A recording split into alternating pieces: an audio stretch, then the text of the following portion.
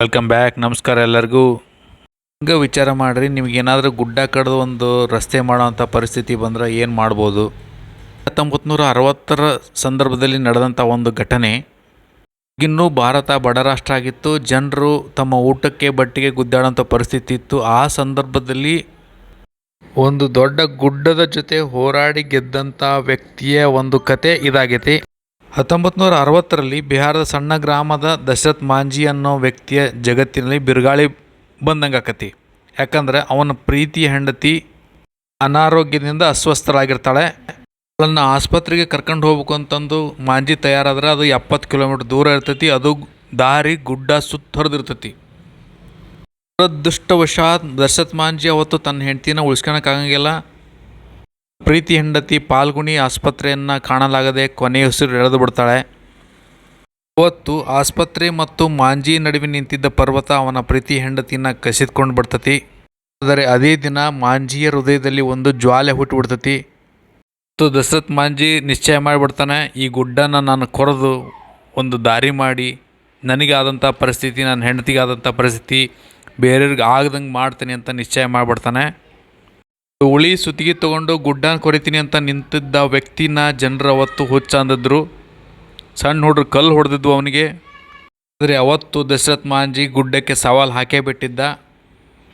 22 ವರ್ಷಗಳ ಕಾಲ 600 ಫೂಟು ಕಲ್ಲಿನ ಗುಡ್ಡ, ಕೈಯಲ್ಲಿ ಬೊಬ್ಬೆಗಳು, ಮೊಂಡಾದ ಮುರಿದ ಸಲಾಕೆ ಗುದ್ದಲಿಗಳು. ಏನೇ ಆದರೂ ದಶರಥ್ ಮಾಂಜಿಯ ಮನೋಬಲ ಕುಗ್ಗಲೇ ಇಲ್ಲ. ಗುಡ್ಡ ಬಹಳ ಕಠಿಣ ಆಗಿತ್ತು. ಆದರೆ ಮಾಂಜಿ ಅನ್ನೋ ಮನುಷ್ಯ ಅದನ್ನಲ್ಲ, ಅದಕ್ಕಿಂತ ಕಠಿಣವಾಗಿದ್ದ. ಹಾಗೆ ವಿಚಾರ ಮಾಡಿರಿ, 22 ವರ್ಷಗಳ ಕಾಲ ಗುಡ್ಡದ ಜೊತೆ ಗುದ್ದಾಡಿದ ಆ ವ್ಯಕ್ತಿಯ ಮನೋಬಲ ಹೆಂಗಿರಬಾರ್ದು? ಸಾಧಾರಣ ಮನುಷ್ಯ ಆಗಿದ್ದರೆ 1 ಬುಟ್ಟಿನೋ 2 ಬುಟ್ಟಿನೋ ತೆಗೆದು ಒಂದು ದಿವಸ 4 ದಿವಸ ಕೆಲಸ ಮಾಡಿ ಅಲ್ಲಿಗೆ ಕೈ ಬಿಟ್ಬಿಡ್ತಿದ್ದ. ಆದರೆ ಅವತ್ತು ದಶರಥ್ ಮಾಂಜಿ ಆಗಿದ್ದ. ಹಾಗೆ ವಿಚಾರ ಮಾಡಿ ನೋಡ್ರಿ, 22 ವರ್ಷಗಳ ಕಾಲ ಗುಡ್ಡದ ಜೊತೆ ಗುದ್ದಾಡೋದು ಅಂದ್ರೇನು ಸುಲಭನಾ? ಹಾಗೆ ಆ ವ್ಯಕ್ತಿಯ ನಿಸ್ವಾರ್ಥ ಸೇವೆಯನ್ನು ವಿಚಾರ ಮಾಡಿರಿ. 1982ರ ಹೊತ್ತಿಗೆ ಗುಡ್ಡದ ನಡುವೆ ಒಂದು ರಸ್ತೆ ತಯಾರಾಗಿ ನಿಂತು 30 ಅಡಿ ಅಗಲ, 25 ಅಡಿ ಆಳ, 360 ಅಡಿ ಉದ್ದದ ಒಂದು ರಸ್ತೆ. ಈ ರಸ್ತೆಯಿಂದ 55 ಕಿಲೋಮೀಟ್ರ್ ಪ್ರಯಾಣ ಮಾಡೋ ರಸ್ತೆ 15 ಕಿಲೋಮೀಟ್ರ್ ಆಗಿ ಕನ್ವರ್ಟ್ ಆಗಿತ್ತು. ಗುಡ್ಡವನ್ನು ಸುತ್ತುವರಿದು ಆಟ್ರಿಯಿಂದ ಗಯಾ ಪಟ್ಟಣಕ್ಕೆ ಹೋಗೋ ಜನರಿಗೆ 15 ಕಿಲೋಮೀಟ್ರ್ ಅಷ್ಟೇ ದಾರಿಯಾಗಿತ್ತು. ಮಾಂಜಿಯ ವಿಚಾರ ಬರೀ ರಸ್ತೆ ಬಗ್ಗೆ ಅಲ್ಲ, ಇದು ಒಂದು ಉತ್ತಮ ಉದಾಹರಣೆ. ಎದಕ್ಕೆ ಅಂತಂದರೆ, ನಾವು ಮನಸ್ಸು ಮಾಡಿದರೆ ನಮಗಿಂತ ದೊಡ್ಡದು ಯಾವುದೂ ಇಲ್ಲ ಅನ್ನೋದಕ್ಕೆ.